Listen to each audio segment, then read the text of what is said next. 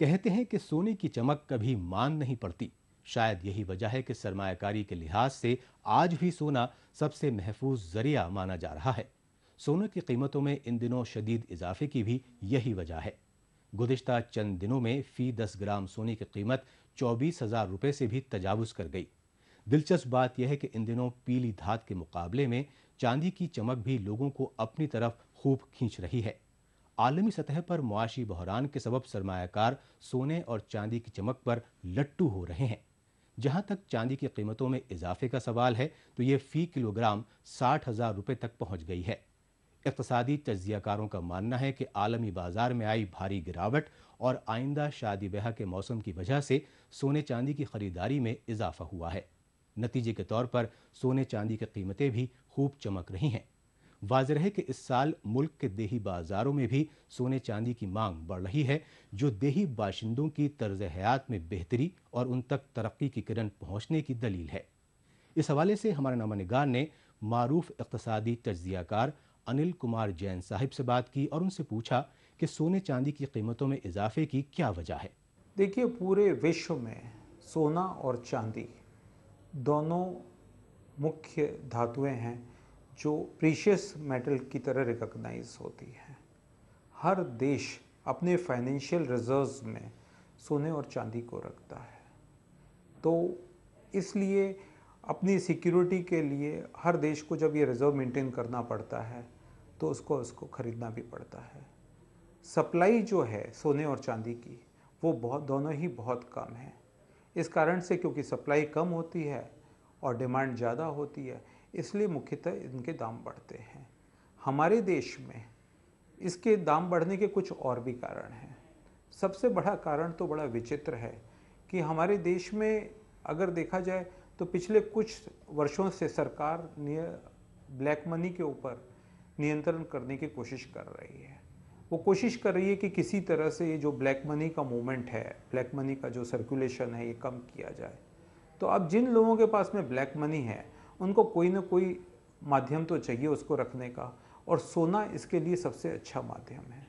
ज़्यादा से ज़्यादा ब्लैक मनी आज की तारीख में सोने में इन्वेस्टेड है, और सोने में इन्वेस्ट होने के कारण जिनके पास ब्लैक मनी है उनके लिए बहुत सहूलियत होती है। दूसरा कारण हमारे देश में दाम बढ़ने का ये भी है कि ये एक इन्वेस्टमेंट का बहुत अच्छा माध्यम है। लोग इसमें इन्वेस्ट करते हैं, इसमें रिटर्न बहुत अच्छा आता है, इसमें लिक्विडिटी बहुत अच्छी है। हमने उनसे ये भी जानना चाहा कि आलमी बाजार के कौन से अवामिल हैं जो सोने चांदी की कीमतों पर असरअंदाज हो रहे हैं। वर्ल्ड मार्केट में दाम बढ़ने के कारण कुछ अलग हैं। सोना और चांदी, जैसे मैंने आपसे कहा कि फाइनेंशियल रिजर्व्स में इस्तेमाल होते हैं हर देश के, पर अभी तक सभी देश अपने फाइनेंशियल रिजर्व्स केवल सोने चांदी में नहीं रखते थे। फाइनेंशियल रिजर्व्स के लिए वो यूरोपियन करेंसी को भी यूज़ करते थे, अमेरिकन डॉलर को भी यूज़ करते थे, जापानी येन को भी यूज़ करते थे। तो ज़्यादातर जो उनका जो फाइनेंशियल दूसरे देशों का फाइनेंशियल रिजर्व होता था वो एक मिक्स होता था, कुछ फॉरेन करेंसीज और कुछ पोर्शन गोल्ड का। पर हमने पिछले कुछ सालों से देखा कि ये जो हमारे अमेरिका है या जापान है या रशिया है, इनकी करेंसीज उतनी स्ट्रॉन्ग नहीं हो रही हैं, इनकी करेंसीज की वैल्यू कम हो रही है। तो लोग चाहते हैं कि अपना जो रिज़र्व है वो ज़्यादा से ज़्यादा जो उसकी परसेंटेज है वो वापस गोल्ड में कन्वर्ट की जाए। इसलिए सभी देश अपने फाइनेंशियल रिजर्व्स को, गोल्ड रिजर्व्स को बढ़ाना चाहते हैं, इसलिए भी विदेशों में गोल्ड की डिमांड बढ़ती चली जा रही है।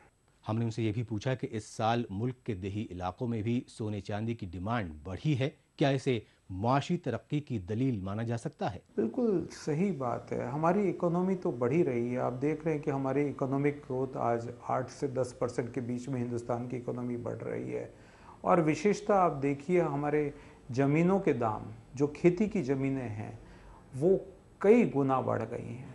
खेती की ज़मीनें बढ़ी हैं और उसके साथ ही जो खेती से जो पैदावार होती है, जो दालें होती हैं या जो अन्न वगैरह, सब्जियां वगैरह होती है, इनके दाम भी बहुत बढ़ गए हैं। तो फ़ायदा तो किसान को पहुंचता ही है। तो किसान के पास जो सरप्लस है वो बहुत बढ़ता चला जा रहा है। पर आज भी देश में ज़्यादातर हिस्सों में जो आज रूरल एरियाज़ हैं, वहाँ पे बैंकिंग की सुविधाएं उपलब्ध नहीं हैं, और किसान के पास में अगर जो सरप्लस है उसको रखने के लिए गोल्ड ही एक माध्यम बचता है। तो इस कारण से देश में भी, रूरल सेक्टर में भी गोल्ड के दाम बढ़ रहे हैं। हमने उनसे ये भी दरियाफ्त किया कि सरमायाकारी के लिहाज से सोना चांदी कितना अहम जरिया साबित हो सकते हैं। देखिए, इन्वेस्टमेंट के लिए गोल्ड आज की तारीख में तो बहुत ही बढ़िया माध्यम है। गोल्ड के अंदर जो विशेषताएं हैं वो आज किसी और माध्यम में नहीं हैं। गोल्ड के अंदर सबसे बड़ी चीज़ तो है कि सिक्योरिटी है। आज हम देखें, अगर अपना इंटरनेशनल एक्सपीरियंस भी लें तो आप ध्यान दें कि जर्मनी की में जब वर्ल्ड वॉर ख़त्म हुआ था और आर्थिक मंदी आई थी, तो उस समय हमें याद है, लोग कहते हैं कि पूरे बोरी में पैसे लेके जाओ तो भी 2 रोटियां नहीं मिलती थी, जबकि गोल्ड की प्राइस जो है वैसे की वैसी बनी हुई थी। सबसे जो पहला फाइनेंशियल क्राइसिस का इफेक्ट होता है वो करेंसी के ऊपर होता है, और अगर इससे बचना है तो इससे बचने का एक ही तरीका है कि आप अपने निवेश को गोल्ड या सिल्वर में कन्वर्ट करें, और आप अपने आप को हेजिंग कर सकते हैं अपने इन्वेस्टमेंट की। दूसरा कारण इन्वेस्टमेंट का है कि गोल्ड के अंदर एक मोबिलिटी है। गोल्ड को आप ट्रांसपोर्ट कर सकते हैं, ले जा सकते हैं एक जगह से दूसरी जगह, इसलिए भी ये एक इन्वेस्टमेंट का बहुत अच्छा कारण है। और इसके अंदर लिक्विडिटी है। आप जब भी चाहें तो आप इन्वेस्टमेंट के मोड को आप चेंज कर सकते हैं। इसके अंदर कंसिस्टेंट रिटर्न भी आ रहा है। पिछले आप 60-70 सालों से अगर गोल्ड का रेट देखते हैं तो हम देखते हैं कि एक इंक्रीजिंग स्केल पे ही है, गोल्ड का रेट कभी घटता नहीं है।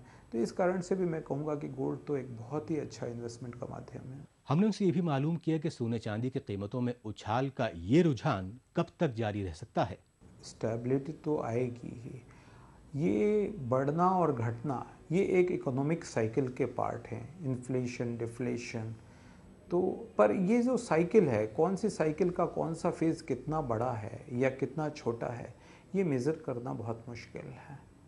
पर एक इकोनॉमिक साइकिल है, और तेज़ी के बाद में मंदी आती है, मंदी के बाद तेज़ी आती है।